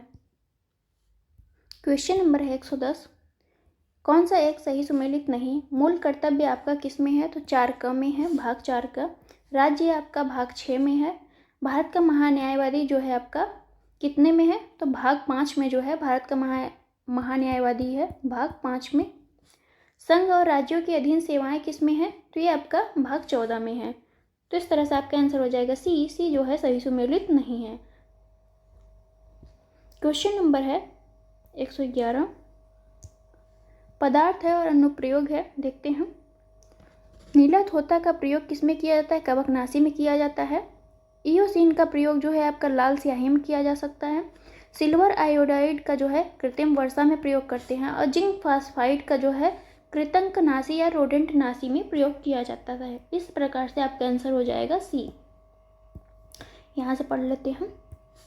कॉपर सल्फेट को नीला थोथा कहते हैं, जिसका उपयोग जो है कवकनाशी, शैवालनाशी आदि के रूप में होता है। इयोसिन का उपयोग जो है लाल स्याही के रूप में होता है। सिल्वर आयोडाइड, पोटेशियम आयोडाइड तथा शुष्क बर्फ तथा ठोस कार्बन डाइऑक्साइड का प्रयोग जो है कृत्रिम वर्षा या मेघ भीजन में किया जाता है। जिंक फास्फाइड का प्रयोग आपका कृंतकनाशी या रोडेंटनाशी के रूप में किया जाता है। भारतीय संसद की सबसे बड़ी समिति कौन सी है? लोकलेखा, लोक उपक्रम, प्राक्कलन समिति, याचिका समिति। तो इसका आंसर है बी, प्राक्कलन समिति जो है ये सबसे बड़ी समिति है और इसमें टोटल 30 सदस्य होते हैं। ये सभी लोकसभा से सदस्य होते हैं। देखते हैं यहाँ पे, प्राक्कलन समिति संसद की सबसे बड़ी समिति होती है। इस समिति में टोटल संख्या कितनी होती है? 30 होती है। इसके सदस्य जो होते हैं केवल लोकसभा से निर्वाचित होते हैं। इसका कार्यकाल 1 वर्ष का होता है। प्राक्कलन समिति यह बताती है कि प्राक्कलनों में निहित नीति के अनुरूप क्या मितव्ययिता बरती जा सकती है तथा संगठन और कार्यकुशलता और प्रशासन में क्या क्या सुधार किए जा सकते हैं। आगे चलते हैं। क्वेश्चन नंबर है 113। नीति आयोग द्वारा दिसंबर 2019 में जारी सतत विकास लक्ष्यों भारत सूचकांक 2019-20 पर जारी रिपोर्ट के अनुसार उत्तर प्रदेश को निम्नलिखित वर्गों में से किसमें वर्गीकृत किया गया है? तो इसका आंसर है आपका भी अच्छा प्रदर्शन या परफॉर्मर में वर्णित किया गया था। दिसंबर 2019 में नीति आयोग द्वारा जारी सतत विकास लक्ष्य सूचकांक 19-20 में उत्तर प्रदेश को जो है अच्छा प्रदर्शन या परफॉर्मेंस की श्रेणी में शामिल किया गया था। इस सूचकांक में राज्यों की संयुक्त रैंकिंग जो है केरल का प्रथम स्थान रहा। भारतीय संविधान के कौन से अनुच्छेद नागरिकता से संबंधित है? आर्टिकल 5 से 11 जो होता है वो आपका नागरिकता से संबंधित होता है और इसमें भाग 2 में नागरिकता की बात की गई है। इस तरह से आपका आंसर हो जाएगा सी। क्वेश्चन नंबर है 115। उत्तर प्रदेश निम्नलिखित नगरों में से कौन सा विरासत शहर विकास और वृद्धि योजना हृदय के अंतर्गत शामिल किए गए हैं? वाराणसी, मथुरा, प्रयागराज, अयोध्या। सही आंसर चयन करना है तो इसका आंसर है आपका सी। 1 और 2 मथुरा और वाराणसी को जो है हृदय योजना के तहत शामिल किया गया है। यहाँ पे देखते हैं, राष्ट्रीय विरासत शहर विकास एवं वृद्धि योजना हृदय जो है 21 जनवरी 2015 को लॉन्च किया गया। यह योजना निम्न 12 शहरों में कार्यान्वित की जाएगी, जो है अजमेर और अमरावती, अमृतसर, बादामी, द्वारका, गया, कांचीपुर, मथुरा का यूपी का मथुरा और पुरी, वाराणसी, वेलकन्नी, वारंगल। आपके यूपी के 2 शहर हैं जिनको हृदय योजना में शामिल किया गया है, तो मथुरा और वाराणसी। क्वेश्चन नंबर है 116। भारतीय राजनीतिक व्यवस्था की प्रकृति में निरंतरता एवं परिवर्तन के मूर्त रूप पाए जाते हैं। भारतीय राजनीतिक व्यवस्था निम्न राजनीतिक कार्यशैलियों जैसे आधुनिक शैली, परंपरागत शैली, संत शैली के महत्व समाहित हैं। सही उत्तर का चयन करना है तो इसका आंसर है आपका ए। दोनों ही कथन आपके सही हैं। देखते हैं, भारतीय राजनीतिक व्यवस्था की प्रकृति में मौर्य काल से लेकर आधुनिक युग तक अपने विशिष्ट तत्व मूर्त रूप में आज भी विद्यमान है। यद्यपि विभिन्न युगों एवं काल से निरंतर एवं परिवर्तनशील भारतीय राजनीतिक व्यवस्था में आधुनिक शैली, परंपरागत शैली एवं संत शैली के तत्व समाहित हैं। क्वेश्चन नंबर है 170। प्रजनन के प्रतिस्थापन स्तर तक पहुंचने के लिए जनसंख्या की कुल प्रजनन दर टोटल फर्टिलिटी रेट क्या होनी चाहिए? तो इसका आंसर है आपका सी 2.1 होनी चाहिए। प्रजनन के प्रतिस्थापन स्तर या रिप्लेसमेंट लेवल ऑफ फर्टिलिटी तक पहुंचने के लिए जनसंख्या की कुल प्रजनन दर टोटल फर्टिलिटी रेट जो है 2.1 बच्चे प्रति महिला होनी चाहिए।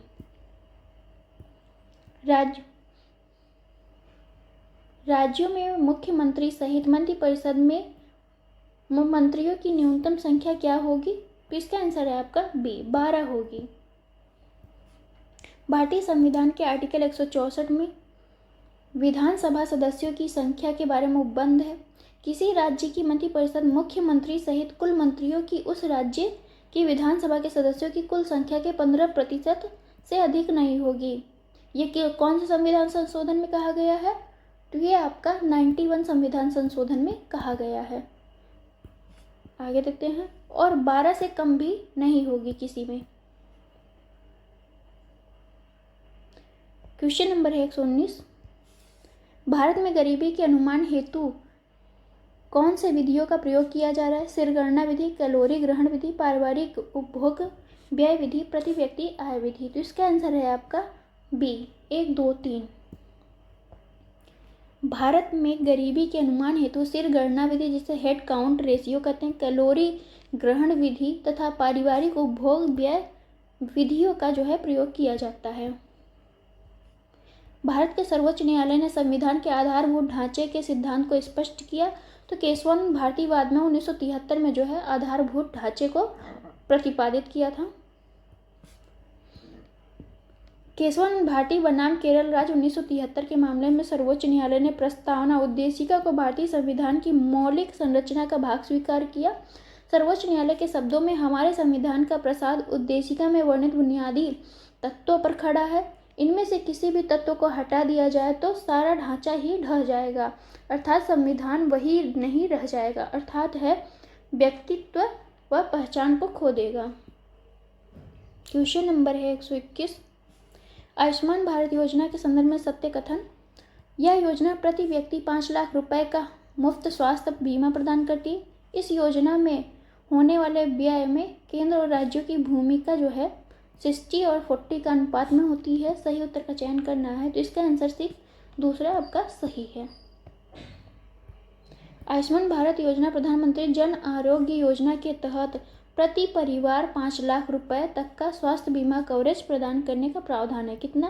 प्रति परिवार जो है आपका इतना मिलने का है। केंद्र और राज्यों की भूमिका मतलब योगदान कितना रहेगा, तो 60-40 रहेगा। कौन सा है जो एक सही सुमेलित नहीं है? आर्टिकल 39A आपका संबंधित है समान न्याय एवं निःशुल्क विधिक सहायता से। आर्टिकल 40 में कहा गया ग्राम पंचायतों के गठन का। आर्टिकल 44 में है जो समान नागरिक संहिता से संबंधित है।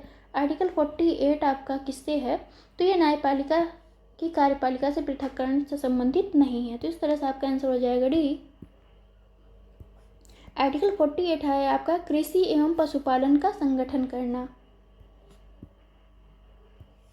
पोषी सस्टेनेबल पर्यटन का मुख्य उद्देश्य है पर्यटकों की संख्या में वृद्धि, बड़े पैमाने पर पर्यटन और लघु पैमाने पर यात्राओं का प्रबंधन करना, सांस्कृतिक अखंडता और पारिस्थितिक प्रक्रियाओं को बनाए रखने हेतु पर्यटन और पर्यावरण का प्रबंधन करना। उपयुक्त में से कोई नहीं, तो ऑप्शन सी सही है आपका। पोषकी या सस्टेनेबल पर्यटन का मुख्य उद्देश्य सांस्कृतिक अखंडता और पारिस्थितिक प्रक्रियाओं को बनाए रखते हुए पर्यटन एवं पर्यावरण का प्रबंधन करना। UNWTO द्वारा पोषकी पर्यटन हेतु 12 लक्ष्यों को परिभाषित किया गया है। ये हैं आपके 12 लक्ष्य। क्वेश्चन नंबर है 124। भारत के महान्यायवादी के संदर्भ में विचार करना है। राष्ट्रपति किसी ऐसे व्यक्ति की नियुक्ति करेगा जो उच्चतम न्यायालय के न्यायाधीश के रूप में नियुक्ति के लिए अर्ह होंगे। महान्यायवादी इतना पारिश्रमिक प्राप्त करेगा जो संसद अवधारित करे। सही उत्तर का चयन करना है, तो इसका आंसर है आपका ए, केवल एक सही है। महान्यायवादी देश का सर्वोच्च विधि अधिकारी होता है। आर्टिकल 76 के तहत राष्ट्रपति उच्चतम न्यायालय का न्यायाधीश नियुक्त होने के लिए अर्ह किसी व्यक्ति को भारत का न्यायवादी नियुक्त कर सकता है। आर्टिकल 76(4) के अनुसार महान्यायवादी राष्ट्रपति के साथ पर्यटन पद धारण करता है और ऐसा पारिश्रमिक प्राप्त करेगा जो राष्ट्रपति निर्धारित करता है। हौसला 2018 संदर्भ के कथन कौन सा सही है वो देखना है। हौसला 2018 का आयोजन महिला एवं बाल विकास मंत्रालय द्वारा भारत सरकार नई दिल्ली में किया गया था। यह बच्चों की देखरेख करने वाली संस्थाओं के बच्चों का राष्ट्रीय उत्सव था। सही उत्तर का चयन करना है, तो दोनों ही आपके सही आंसर हैं। ये आपका करंट अफेयर्स है, तो आगे चलते हैं। भारतीय संघात्मक व्यवस्था को अर्ध संघात्मक कहा जाता है। भारत में एक स्वतंत्र न्यायपालिका है जिसे न्यायिक पुनरीक्षण का अधिकार है। सही उत्तर का चयन है, तो दोनों ही ऑप्शन आपके सही हैं। दोनों एक दूसरे की व्याख्या नहीं करते हैं। भारत के संविधान का वर्णन विभिन्न प्रकार से किया गया है। इसे अर्ध परिसंघीय कहा गया है, इसे परिसंघीय किंतु प्रबल एकात्मक अथवा केंद्र समर्थक भी कहा गया है। क्वेश्चन नंबर है नेक्स्ट। भारत $5 ट्रिलियन अर्थव्यवस्था प्राप्त करने का लक्ष्य क्या रखा है, तो इसका आंसर है आपका बी, 2024-25 रखा है। केंद्र सरकार द्वारा भारत की अर्थव्यवस्था वर्ष 2024 तक $5 ट्रिलियन इकॉनमी बनाने का महत्वाकांक्षी लक्ष्य निर्धारित किया गया है भारत को। निम्नलिखित में से किस पर गतिरोध दूर करने हेतु लोकसभा और राज्यसभा की संयुक्त बैठक हो सकती है, तो सामान्य विधेयक पर जो है संयुक्त बैठक होता है। भारत में संसद के दोनों सदनों की संयुक्त बैठक का प्रावधान 108 में किया गया है। आर्टिकल 108 में संयुक्त बैठक का प्रावधान है। आर्टिकल 108 के अनुसार दोनों सदनों का संयुक्त अधिवेशन तब आयोजित होता है जब इन दोनों के बीच क्या होता है, गतिरोध हो जाता है। क्वेश्चन नंबर है 129। मानव गरीबी सूचकांक की अवधारणा विकास रिपोर्ट 1997 में प्रस्तुत की गई, लेकिन मानव विकास रिपोर्ट ने इसे बहुआयामी गरीबी सूचकांक द्वारा निम्नलिखित में से किस वर्ष प्रतिस्थापित किया था, तो ऑप्शन है सी। UNDP के अनुसार केवल व्यक्ति की आय के मापन के मात्र से उसकी निर्धनता का समग्र अनुमान नहीं लगाया जा सकता है। निर्धनता के समग्र मापन हेतु शिक्षा, स्वास्थ्य, जीवन स्तर के अन्य पहलुओं का भी मापन आवश्यक है। इस तथ्य को ध्यान में रखते हुए मानव विकास रिपोर्ट ने वर्ष 1997 में जारी मानव निर्धनता सूचकांक के स्थान पर वर्ष 2010 में बहुआयामी निर्धनता सूचकांक प्रस्तुत किया जाने लगा। UNDP के सहयोग से ऑक्सफोर्ड निर्धनता एवं मानव पहल द्वारा विकसित यह सूचकांक HDI के तीनों आयामों पर आधारित है। क्वेश्चन नंबर है 130। लॉकडाउन के दौरान भारत सरकार ने प्रयुक्त असाधारण शक्तियों का विधिक आधार पर निम्नलिखित में से किन कानूनों से प्राप्त किया था? Mental health care act 2017, disaster management act जो है 2005, शत्रु संपत्ति enemy property act 1968, epidemic diseases act 1897। तो इसका आंसर है आपका सी। 2 और 4 आपका सही है। डिजास्टर मैनेजमेंट एक्ट 2005 और एपिडेमिक डिजीज एक्ट 1897। लॉकडाउन के दौरान भारत सरकार के द्वारा प्रयुक्त असाधारण शक्तियों को विधिक आधार डिजास्टर मैनेजमेंट एक्ट 2005 तथा एपिडेमिक डिजीजेज एक्ट 1997 को से प्राप्त किया था। कोविड-19 को विश्व स्वास्थ्य संगठन द्वारा महामारी घोषित किए जाने के बाद देश के इस बढ़ते संक्रमण को रोकने हेतु केंद्र सरकार ने 11 मार्च 2020 को महामारी अधिनियम 1897 को लागू करने का निर्णय लिया था। राष्ट्रीय ढांचागत हेल्पलाइन सरकार द्वारा 2020-30 की अवधि के लिए आरंभ किया गया। NIP का उद्देश्य सभी को समान ढांचागत सुविधा प्रदान करना। सही उत्तर का चयन करना है। तो इसका आंसर है आपका डी। ए गलत है, आर सही है। तो इसका आंसर है डी। आगे देखते हैं। राष्ट्रीय अवसंरचना पाइपलाइन पर गठित कार्यदल द्वारा अपनी अंतिम रिपोर्ट 29 अप्रैल 2020 को वित्त मंत्री निर्मला सीतारमण द्वारा सौंपी गई थी। वित्त वर्ष 2020-25 तक की अवधि के दौरान देश में अवसंरचना क्षेत्र में कुल निवेश जो है 111 लाख करोड़ रुपए का रहने का अनुमान था। क्वेश्चन नंबर 132 देखते हैं। सूची फर्स्ट को सूची सेकंड सुमेलित करना है। आर्टिकल 61 आपका किससे संबंधित है? तो महाभियोग से संबंधित है, राष्ट्रपति का महाभियोग। और आर्टिकल जो है आपका 67 का किससे संबंधित है? तो 61 में आपका राष्ट्रपति है और 67 में आपका उपराष्ट्रपति है। 94 में जो है स्पीकर को हटाने की बात की गई है और 90 में जो है राज्यसभा के उपसभापति की बात की गई है। देखते हैं आगे। क्वेश्चन नंबर है 133। विश्व बैंक की ease of doing business report के संदर्भ में कौन सा कथन सही है? Ease of doing business report 2020 में भारत का 63 स्थान था। वर्ष 2019 में ease of doing business report में भारत का स्थान 77 था। तो सही कूट का चयन कीजिए। तो इसके आंसर है सी। 1 और 2 दोनों ही सही हैं।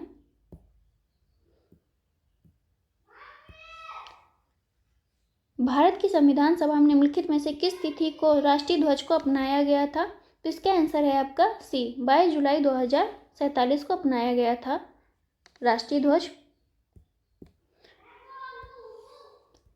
केंद्रीय बजट 2020-21 के दौरान उत्कृष्ट कारपोरेट ब्रांड में विदेशी पोर्टफोलियो निवेश की सीमा बढ़ा दी गई। तो इसका आंसर है आपका डी। 15% बढ़ा दी गई है विदेशी निवेश की सीमा जो है। उत्तर प्रदेश में बायोटेक्नोलॉजी पार्क निम्नलिखित स्थानों में से कहाँ स्थापित किया गया था? तो ये लखनऊ में स्थापित किया गया था। क्वेश्चन नंबर है 137। योजना और प्रारंभ वर्ष देखते हैं। कौन सी योजना कब प्रारंभ हुई? तो आपका स्वच्छ भारत मिशन जो है 2014 में प्रारंभ हुई थी। वंदे योजना आपका जो है PM वंदे योजना जो था वो 2017 में हुआ था। रोजगार प्रोत्साहन योजना आपकी कब आई थी? तो ये 2015 में आई थी। जन आरोग्य योजना आपका 2018 में आया था।